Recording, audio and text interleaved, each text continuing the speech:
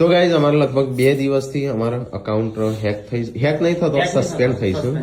કયા કારણથી થઈ છે ખબર નહીં પડતી. 3 દિવસથી હે ને બધો એ ખાલી કોરી જતો રહે છે.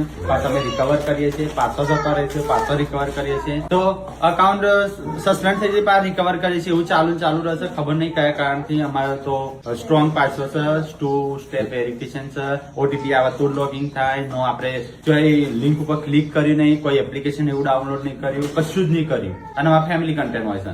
ખબર નહીં કયા કારણથી થાય છે. તો ગાઈઝ કોઈ ઓળખીતું ગુડ્ડુનું અકાઉન્ટ સસ્પેન્ડ થઈ ગયું, કોઈ કારણ વગર. અને પાછું લાઈફ ઓફ ઠાકોર પાછું જતું રહ્યું. તો ગાઈઝ કોઈને મેટામાં કોઈ ઓળખાણ હોય કે કોઈ ઓળખીતા જોતા હોય તો કોમેન્ટ કરજો, કારણ કે અમારી હેલ્પ થઈ જાય. કારણ કે અમારા અકાઉન્ટ રોજ આવું થાય છે તો આખો દિવસ જતો રહેશે. 2 દિવસથી અમારા આ જ થાય છે.